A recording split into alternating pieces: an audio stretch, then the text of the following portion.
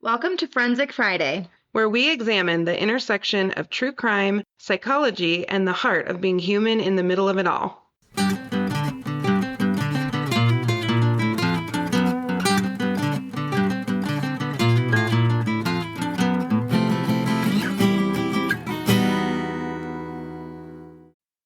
Well, hi, friend. Hi, you like my shirt? I love your shirt. She's wearing the merch, people, with the bump. Oh, the bump is coming out. Oh, the bump! We got onesies, and I just showed her the little onesie. It's so cute. It's so cute. Little one. I know. I love it so much. We are going to talk today about a little bit of a more lighthearted case, but also criminal thinking. So we're going to talk about it, but using a little bit of a lighter case because I know we have some heavy ones this month. Yeah. Good one, but heavy. Good, but heavy with lots of research. Yeah, there's some stuff coming, y'all. Oh, it's coming. So we're going to talk today about the largest jewel heist in British legal history. And just so you guys know, I know nothing about this. I literally texted Janine before we jumped on and said, I am bringing my pregnant self and my reactions, and I have nothing else to offer today. And I said, I have material, but I look like death warmed over, which is true. Great. So you look great, but I have no material. I look terrible, but I have all the material. I can be the face today. It's fine. I don't know how we work this way, but I don't even have to ask you to do things. Like we just go back and forth. Have you ever noticed that? Yeah. It's wild. Oh, yeah. The other day, you were like, I don't really have anything. And I was like, great. I have a whole thing on anxiety and I have a whole thing and we're great. We have a general plan for our lives. This is how you and I roll. We don't talk about it. We just show up We just show up and hope for the best. Absolutely. And you are my favorite person to show up with, buddy. You too. Yeah. That's what you should put on a hat. Show up and figure it out. Oh, 100%. And allegedly. Well, yeah, duh. I have to remind myself so we don't get sued. Allegedly. Allegedly. Even though you know and we know what we're all thinking, allegedly. Steve. Uh-huh. Okay, so we're going to talk about the Hatton Garden Heist. Okay. Okay, largest heist in British legal history. 14 million pounds, which is the equivalent of 20 million US dollars worth of jewelry, was stolen from basically kind of a vault. It was like a safe deposit box vault in Britain. Okay. Okay. So let me tell you about our characters first, because I think it's really important to get a visual for this one. Okay. Okay. So let's talk about the mastermind.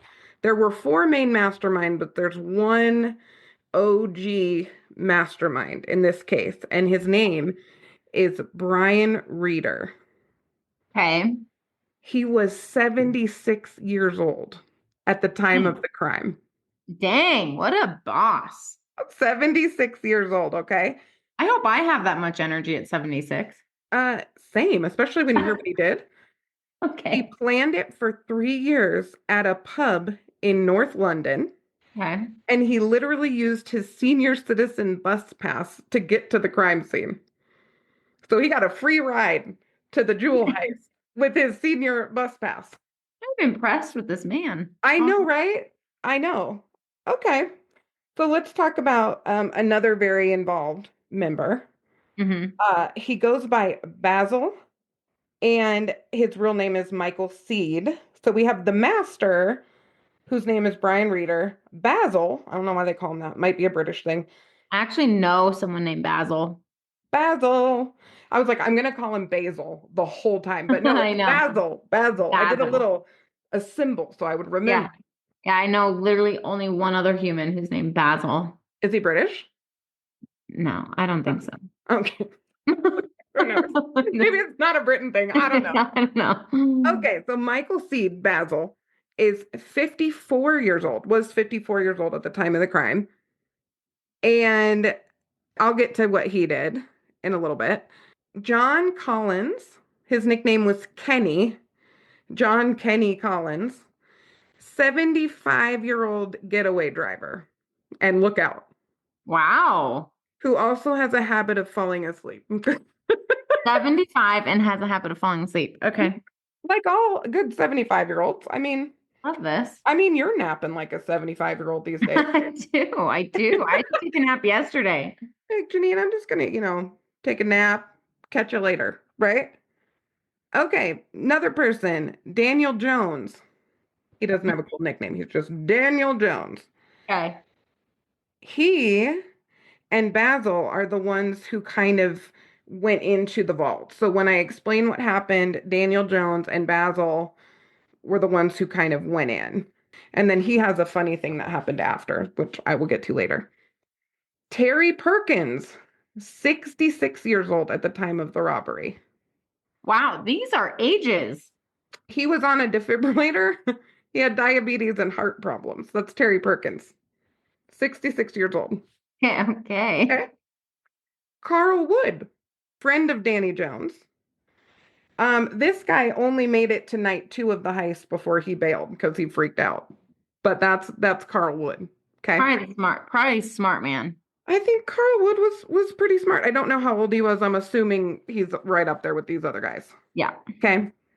William Lincoln. His nickname is Billy the Fish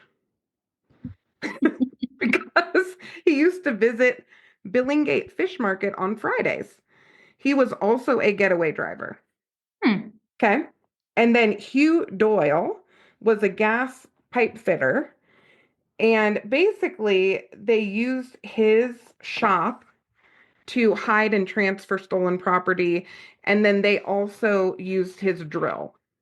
They tested the drill that they used in the heist in his shop. And then John Harbinson stored a lot of the stolen goods. Okay. So the 4 main ringleaders, the first 4 guys I listed, Brian Reeder is pretty much the head master planner, and he's a career criminal. He's Okay. also called Guv'nor. Okay. Okay. And this crew, when they are later caught, they get nicknames as a group.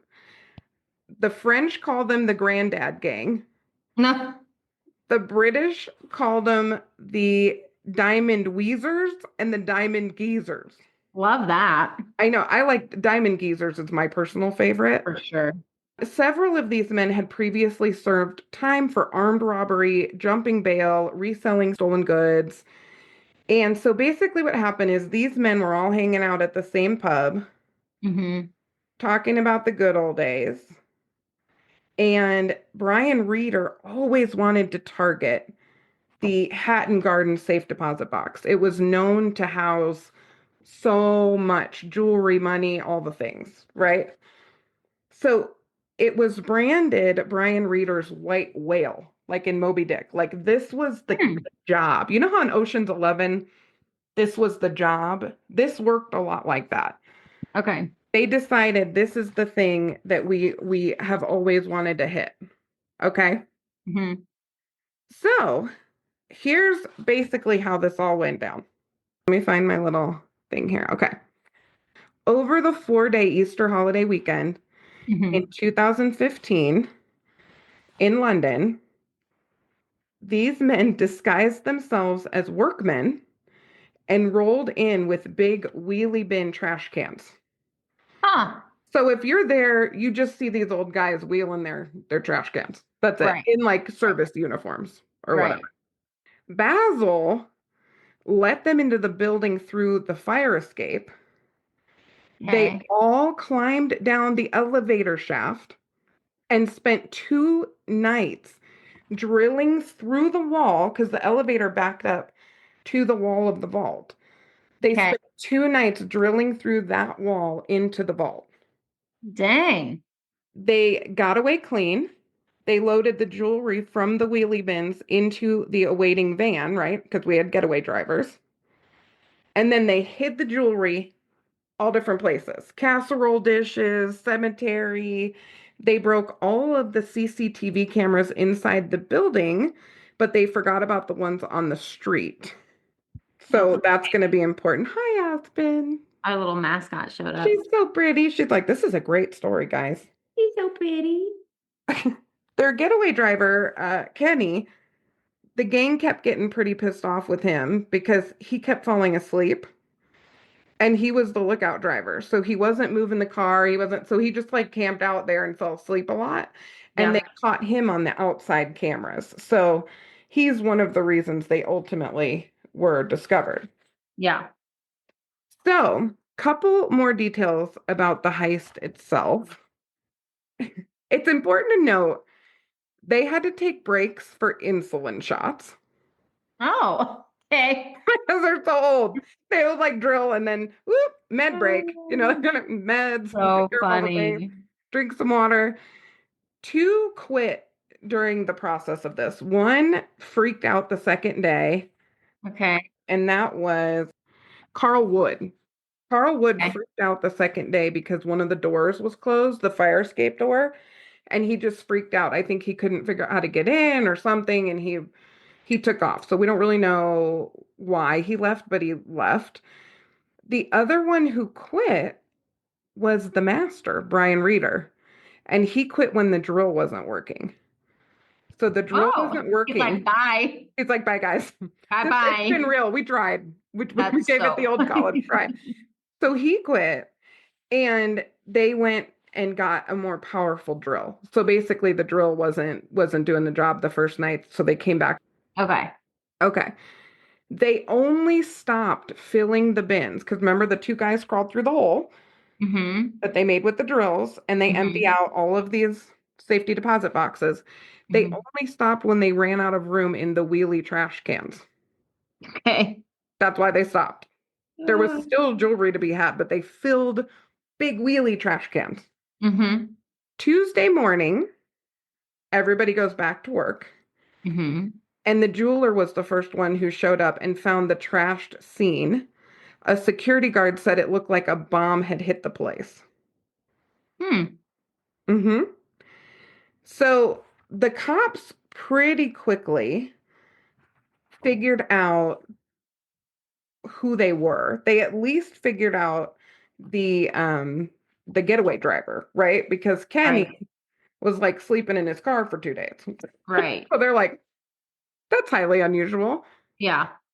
So what cops did is they bugged several of the members and caught them trash talking each other Oh my gosh. after the heist, and they were going to the same pub to reminisce about what they stole, how they stole it, all of that.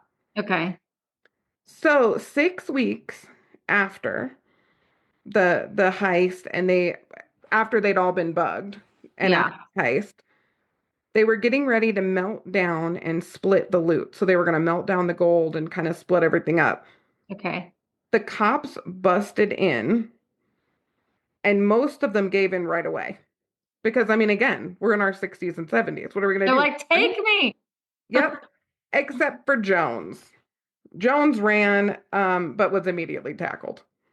Yeah. And then Reeder was arrested at his home. He wasn't there when they were melting everything down. Okay. Wood got arrested getting out of his car and wet himself. Oh, Oh, I know you hate to see it. my buddy. There is something about this case with these old men Uh-huh. that people kind of fell in love with them. Well, yeah, it's hard not to. I have some thoughts when we're done. Oh yeah, we're going to talk about it. And their public opinion was that we probably shouldn't lock them up. They didn't hurt anyone. People called No. them the geriatric Robin Hoods, like all that kind of Yeah. stuff, right? So, first of all, oh, and I have one more thing to tell you, and then I want to know what you think. Okay. It's really important to know they did not need money. None of Okay. them needed money. Okay. I have a theory. Okay. Okay. So, really, none of them needed money, and these are just a bunch of geriatric folks who decided to go in on the biggest heist in British history. Yeah, like full send. Okay, tell me all the things you're thinking. I think they just wanted one last big hoorah in their life. I think Brian Reeder for sure did. Yeah. Like, I think they were like, you know what? We're nearing the end. Yeah, And why would we not do something really exciting and kind of totally. insane? Well, and some of them are kind of funny. Like, okay, the average age of this group is 63. Mm-hmm. Their combined age is 448. I mean, they are unanimously old. There Love is this not one stuff. young person among them. There's not a grandson involved. There's not, I mean, these are Right. all old men, okay? So they have a few little quirks Mm-hmm. because once they're arrested, they start freaking out like a lot of criminals do. And Danny Jones, he's the one who, tried to run for 5 seconds. Yep. He decides, I'm going to come clean. And he tells the police where he hid some of the jewelry in a cemetery. What he didn't know is they had already found even more jewelry 60 feet away from where he took them. Mm-hmm. So that didn't end up benefiting his case one bit.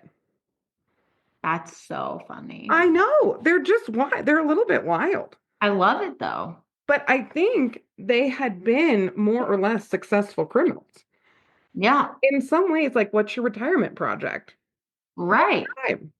That's so funny. So, one of the things I wanted to ask you is typically we see criminal behavior decrease a bit as people age. It's just a fact. Yeah. And it is something that even with antisocial personality disorder, Yeah. They're it, like, it, I just it- can't keep up. I can't keep up. It's hard to treat. Antisocial personality disorder is not the easiest thing in the world to treat, Right. but there is kind of a known thing in the field where they do age out of some of the worst behavior typically. It gets Mm-hmm. harder physically, and they're just kind of not here for it anymore. Mm-hmm. Why do you think this group of men went and did this? Besides just the last hurrah thing, how do you think their group made it so that they actually did it and stopped talking about it? What do you mean? So you and I could sit and talk about all kinds of crazy things that we probably would never do. Oh, yeah. Why do you think they got over the reminiscing, planning, daydreaming into actually doing it? Like, what do you think it took for this group to go, okay, we're in, we're doing it? I mean, I think one of them was probably like, y'all, what do we have to lose? That's probably right. Like, looked at the consequences and decided it's worth it. Yeah, it's worth it. It's an exciting thing. Like, I borderline think they did it for the excitement. I think they did too. I think Yeah. they did too. And I'll tell you what ended up happening to them, and then I want to talk a little bit about criminogenic needs Okay. for recidivism risk, because this is the ultimate example of criminogenic needs. Yeah. It really is, like in geezers, the Yeah. diamond geezers. Yeah. So the mastermind, Brian Reeder, who quit when the drill Uh-huh. didn't work, he died at age 84 after serving 3 years. Aw. He died Hmm in prison. he'd gotten out on some Oh, kind of medical technicality, and I believe he died at home. okay. Hmm Basil was sentenced to 10 years, but he evaded being caught for 3 years while living less than 2 miles away from where the robbery took place. So Basil's a pretty central figure, and he is 20 years younger, over Yeah. 20 years younger than the master, Brian Reeder. Yeah. Right. So I think Basil was a bit sophisticated in some of this. And the fact that he managed to not be caught for 3 years living less than 2 miles from the robbery site is He's pretty, insane. pretty impressive. Well, and since he was a little, like quite a bit younger, he Hmm probably had he might have had a different motive himself. yeah, he may have had more to gain from Hmm. from the robberies. Like for it to go successful. Kenny, our narcoleptic getaway driver, Hmm. was sentenced to 7 years, but only served half of that time. Okay. Hmm And police only recovered a third of the loot. They only ever found a third of it.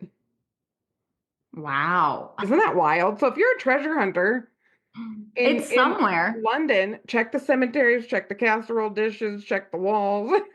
You never Don't know. dig in a cemetery, but Yeah, don't go digging in a cemetery. I'll get you arrested probably.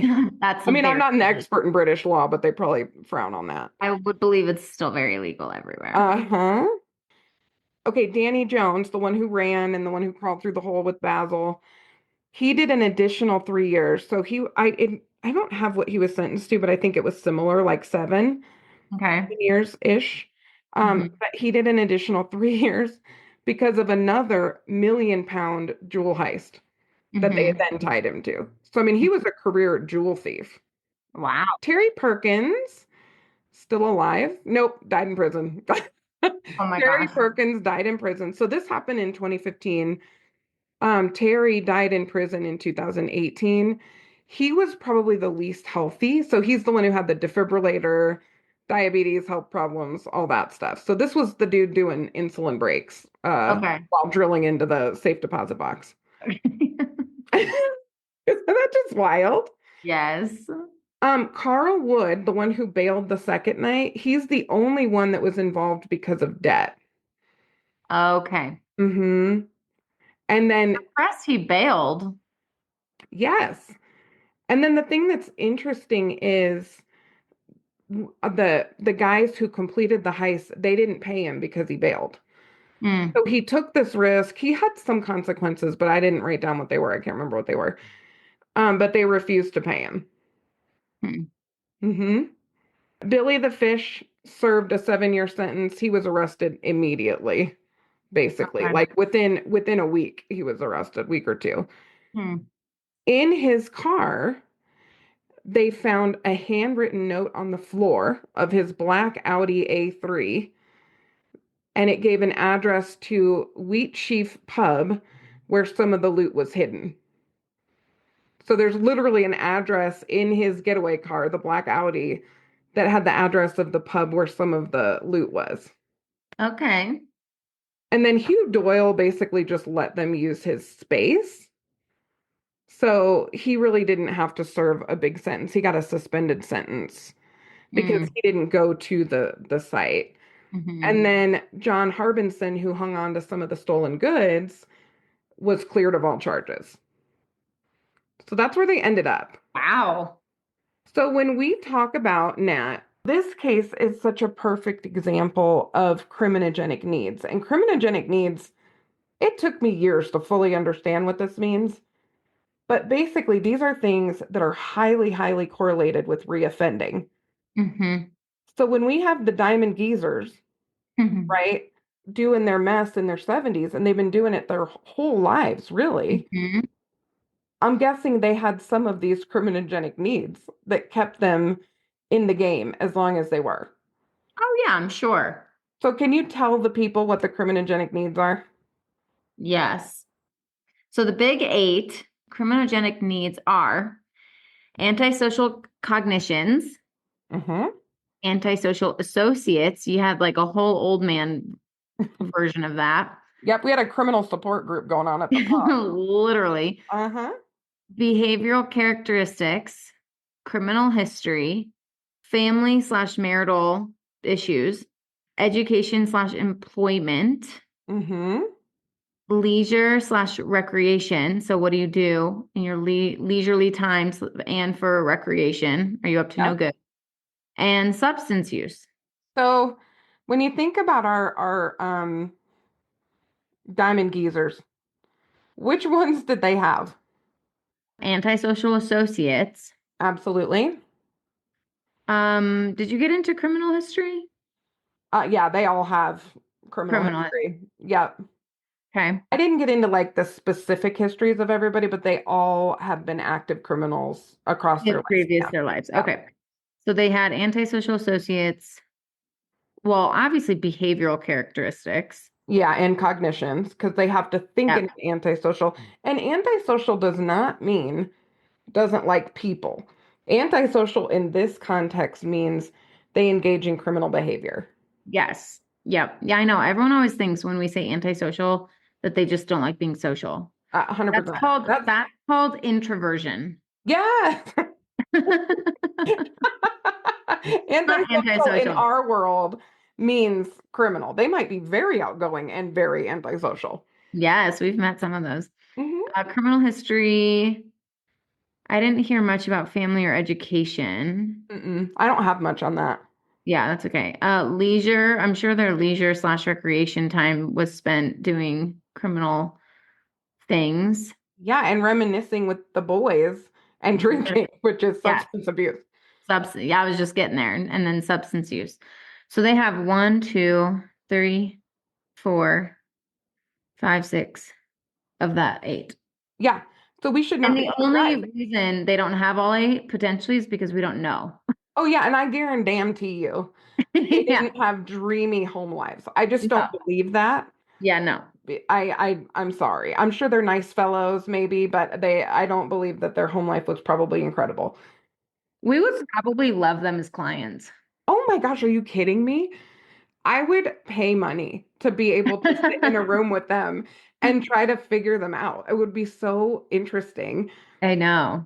It is such an interesting criminal thought process that Hmm. we as a society endorse that theft is a victimless crime, like these kind of heists. Yeah. As long as you're stealing from a rich person, is it really stealing? Oh my gosh. Right? And Yeah. oh, I had a client. Oh my gosh. I think about this anytime criminogenic needs comes up. Hmm. This was years and years and years ago. And this client, you know how the group is. They talk before group, they talk after group. Like they get to know each other actually pretty well, which is Hmm. one of the reasons we have to be a little bit careful that we're running pro-social groups. Yep. Because if you have an antisocial group, you've just created your own diamond geezers, you know? Yep. Although maybe in their 20s with a varied skill set, you know? Yep. So, this man had locked his keys in the car in the group. So he comes in a group, he's like, oh crap, I locked my keys in the car, blah, blah, blah. One of my clients who's 26 pulls one of those metal things, Hmm. to break Hmm. into a car, pulls Hmm. it out of his jacket and goes, I got you, man. And he goes down and gets the keys. This is the same client who used to help us when we would get locked in a certain office that Yeah. locked from the outside. Yeah. Yeah. Yeah. And maybe go through the ceiling. That did happen. Yeah. Yeah. Yeah. I Uh-huh. remember that. Yeah. Yep. Okay. So he comes, I let this happen. And I'm watching the group, and the group's looking at him like, dude, like you don't show your therapist your tools, like But what are you you doing? just did. So he comes up and I was like, we have to talk about this. Like, I'm not gonna not talk about this. Thank you for Right. helping. Also, Right. what is happening? Why is that in your coat pocket? Right? Literally. Yep. He goes, well, I use my powers for good now instead of evil. So I asked more questions. And I said, okay, when's the last time you used it for evil? He's like, well, I don't want to answer that. I'm like, okay. Cool, cool, cool, cool. You don't have to tell me. It's fine. Whatever. So then I said, what do you think is the impact of stealing someone's car? Hmm. What's the impact? If you use that thing that you just used to help this guy, if you use that actually to steal a car, which I know you've done before, and he's like, mm-hmm. No, like, Yeah. so, Tax. and as we've established, this part of it's confidential because he's not planning to hurt anybody, whatever. He, in the Right. past, though, had stolen lots of cars. Yeah. So he looks at me and he goes, I steal from insurance companies. I don't steal from people. Oh my gosh. And I was like, wait a minute. Like, that was the first time I heard that. I'm Come like, again. okay, so you're stealing from the insurance company. I can see where your brain would think that. And he goes, oh yeah, and I only steal nice cars from rich people. They get a new car. All I'm hurting is the insurance company. Wow. Uh-huh, criminal That thinking. is, there's a big gap missing. There's definitely lack of empathy, right? Although this was a very kind human. I had him in my group for a long time and he helped his buddies out in group from time to time. Love that. Right. But when it came to wealthy people, he was Mm. very predatory with wealthy people and he had a cognitive distortion that it's a victimless crime because wealthy people can just replace what they lose. And I can understand growing Hmm. up. I mean, he grew up kind of on the streets. I can understand why you would not have a lot of empathy for Yeah. somebody, rolling around in their BMW. Like, I Yeah. get that, Yeah. but it's not a victimless crime. So our work together centered around, okay, what is the impact though? Really? Let's think about Hmm. it. They don't have something to drive. Hmm. What if they can't get to where they need to go? Hmm. Also, dude, have you ever heard of a deductible? He didn't because he'd never had insurance. Oh my gosh. I had to explain insurance to him. There's a deductible. Some people don't have gap coverage. If you steal a new car, sometimes those people can't get the same car back. Right. Right. That's like a real thing. What if they have kids? What's the impact on the kids knowing that the family car just got stolen? Yeah. It's super invasive. How would you feel if someone stole your car? Yeah. So we like went all the way down the path. By the end, he really did understand by the end of treatment a little Mhm. bit more. No one had ever even had this conversation with him. No one broke it down. No one broke it down, grew up in a criminal family with all Mhm. of these attitudes. So if you think about gang Mhm. involvement, you are raised in a lot of these criminogenic needs. It's Yeah. normal. It's like breathing, and you sort of have to teach them something different, Yeah. you know? Well, and think about it. Going back to the old geezer thing. Mm-hmm. Sorry if that's offensive. Diamond geezers. It's my favorite Diamond, name for them. Diamond geezers diamond geezers. or diamond weezers. That feels more discriminatory. Yes, you're not wrong. My guess is that client probably didn't have really anyone around him to challenge that thinking. That's Nope. why he was having to see you and why you had to break it down for him because no one told him that. And I'm Mm-mm. not saying his parents were or were not like this. I don't know who this person was or Mm-mm. is. But, their parents might have enabled some of that Mhm. prejudice thinking and some of that, those biased thoughts of, well, it doesn't matter if they're rich. And also it's the insurance company who has to Mhm. take care of it. Yeah, we have deductibles on cars that we have to pay if something Oh. happens and no one knows who did it. Like it's a whole thing. Well, and everybody can feel like something's been taken from them, can feel Ah, violated. That's not exclusive to people without money. People with money can still feel that.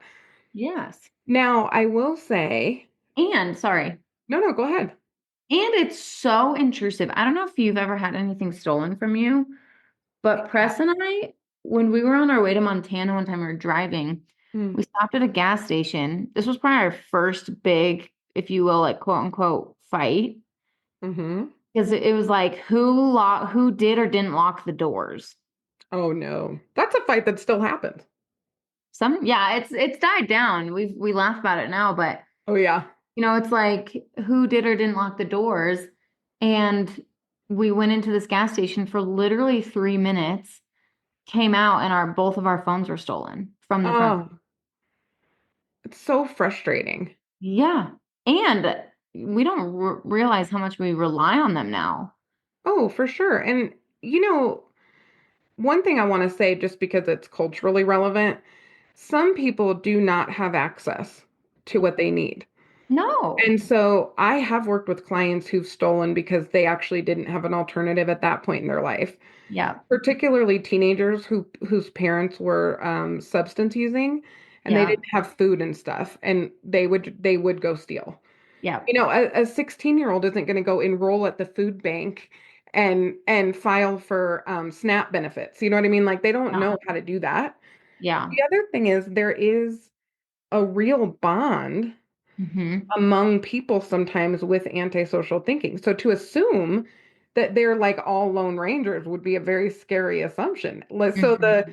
diamond geezers at the pub having a brew together and just talking about the good old days, they were likely a fairly connected group of friends who had a shared common interest. Hmm. And I don't know about you, but I enjoy my friends who have a shared common interest. Mine is Yeah. reality television and true crime, but Yep. still, I love those people. So I think when we look at the criminogenic needs, a lot of times people think mental health, mental health, mental health. Mental Hmm. health is important. Is it one of the top 8 criminogenic needs? No, Mm-mm. no, it's not the biggest predictor Mm-mm. of whether or not somebody will recidivate. It is a factor, Hmm. but the biggest, most closely correlated criminogenic need is antisocial values and attitudes. And Hmm. second to that is antisocial associates. Yep. So this is Yep. like that on the grandest scale imaginable with these 70 somethings. I could have told you if they're hanging out together, they're probably going to go do something. Hmm. Hmm. If we were superhero crime fighters, we would literally just descend into conversations and be like, but what could happen though? Yeah. Let's think about this longer term. Do you think the most gentle doctors work in the prisons? Right. Because you got some stuff going on, you know? Yeah. Like, bro, you got some health stuff. Hmm. Come on, let's think about how this could go down. Why do you think Brian Reeder, the master, The head guy. bailed so quick? I don't know. I mean, This was all his idea, and he's a seasoned criminal. Why did he bail so quick? I have no right, idea. probably because he's a seasoned criminal. Oh, he probably figured like we're gonna get caught. Like we're behind our schedule, whatever their schedule was. Yeah, we're behind, we're old. And then maybe there's a part of him that was like, man, being in prison wasn't fun, or being in jail wasn't fun before. Oh, because I'm sure they've done time at different points. Oh yeah, if they have criminal histories Mm-hmm. that are known on the internet about, they've spent some time in jail or prison. That's true. So my thought is maybe he bailed because he's like, you know, all the maybe things he learned and the potential treatment he's done, or, how he's been treated in jail in the past. He's like, you know what? I'm too old for this. Too old for this shit. I'm not doing it anymore. Uh, yeah. So that's kind of my guess is he kind of maybe had a moment of brilliance and was like, oh, this isn't the best idea. Oh, for sure. So one of the things, and we always try to leave with a little bit of heart prevention, Hmm. if you have a kiddo, let's say, because we can't control adults' behavior very well, but let's Hmm. say you have a teenager and their friends are up to no good, Hmm. it is important that you're involved in that because what their friends are doing will have a huge influence on what they do. Oh my gosh, yes. Like if my son fell into a crowd, I'd freaking move. Like it actually matters that much who their Yep. peers are. Yep. And the other thing too is keeping in mind that antisocial people are opportunists. Hmm. And so the reason that Nat and I are typically crazy door lockers and we have this like alert system is because we know if there's an antisocial person on the prowl, even a not nonviolent one, they're going to Hmm. try every door handle up and down Yep. the street. Make sure yours is one of the locked ones. It's like Yeah. simple stuff like that. Like if you create one barrier, and we've heard this from so many people, if you create any barriers, they're less likely to take from you. Yeah. So it's that simple. So this Christmas, oh my gosh, was it two Christmases ago? Maybe three. My brother and sister-in-law had brought back all of these like really special gifts from Europe. I remember you telling me about this. Yes, and like I mean priceless things that you Hmm. can't replace. So you can file a Right. police report all day, but you can't replace something you brought back from Europe. Yep. And their car was parked downtown by a property that they own, and somebody broke in and stole everything. Mm. Stole almost everything that was in the car. Yeah. And I know my brother's had stuff Gnarly. stolen out of his garage when his garage has been left open, stuff like that. Yeah. So it's just unfortunate when Yeah. that kind of stuff happens. And so even though the Diamond Geezers, people like them, what they did have an impact on people. Yeah. And if it was your jewelry that was stolen, you'd probably care, Yeah. you know? Yeah, for sure. Should they have gone to jail though? Oh, that's hard because they're old. I know, they're so old. Like the justice part of me is like, yes, but then the heart part of me says put them on ankle monitors and they can't leave their house. I thought the same thing. I was like, put an ankle monitor on them. And Yeah, I while mean, you're they at can't it, go put on far. what's the thing? The life alert? Put an Yeah. ankle monitor and a life alert and call it a day. Yes. Like, you know, if you look at it like from a black and white perspective, it's Mm-hmm. yes, go to jail, but these dudes are old. Mm-hmm. No, at the end of the day, like I just genuinely think some of them or most of them just wanted a one last hurrah and no one got hurt, Right. you I know? think they should repay every penny. And they did. They recouped money from a couple of these guys. Yeah, I was gonna say they need to pay back what they Yeah, took. they need to pay it back. But I'm with you. I'd slap an ankle monitor on them. They're 76 years old. Now Basil in his 50s. Basil could do some time. I'd be I good get with why that. I get why he got a 10-year Yeah, sentence, yeah. because that he still has some years left to cause Well, a yeah, and he's got like 20 years on these dudes. mm-hmm. Yeah. So, So this Christmas season, And be Yeah. sure to lock your car, lock your house.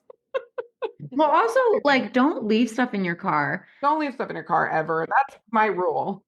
Yeah, and be mindful too, like around now, Mm-hmm. people do get desperate for like Christmas gifts and stuff. And, just be careful about spending money and like where you're putting your card information. All of And it. when you order from Amazon, like there are people Uh-huh. who follow those trucks around to take. Yes. Porch pirates. Yes. And so, just be careful. And those of you guys who do that, if you listen, um, Knock it off. don't do it. It's not like, Stop it. I I hope you open understand. some granny panties. That's what I hope you get.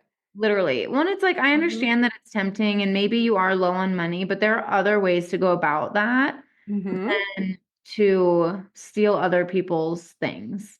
And if you are wealthy, comfortable, whatever, this is a great time of year to give back and help out some of the families that can't afford gifts. Yes. And we're going to be posting, again, we mentioned this before, but we're going to be posting some nonprofit information Mhm. that if you want to donate and help people who don't have the things that they need, Mhm. the more we help them, the less we sometimes see people have to resort to this kind of behavior. Yep. So keep your things locked, watch your six, look out for any grandpa diamond geezer gangs I roaming know. the streets around here. Yes. I think we're safe here. I think so too. So hope this gave you a laugh and a reminder to lock your doors. And as always, Bye, forensic friends. I'm Janine. And I'm Nat. And as always, thanks for listening and join us next week for more crime, psychology, and heart.